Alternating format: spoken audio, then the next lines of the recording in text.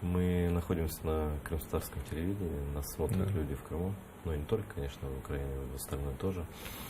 Я бы хотел тебя спросить, что ты думаешь о положении крымских татар сейчас, о нашем народе, и поддержишь ли ты то предложение, которое исходит от руководителя Меджлиса нашего, о том, чтобы как можно скорее перетворить крымскую вот эту АРК в национальную территориальную автономию крымстарского народа в составе Украины и так поддержать наш народ на уровне Конституции?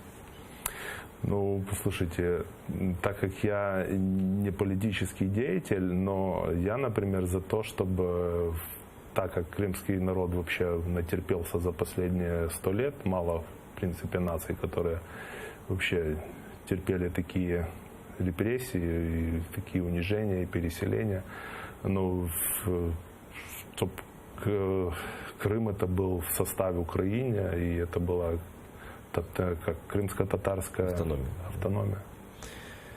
Для нас очень важно, потому что как бы мы жили в Украине, но с момента возвращения, это с 1988 года, потом вся жизнь независимой в Украине.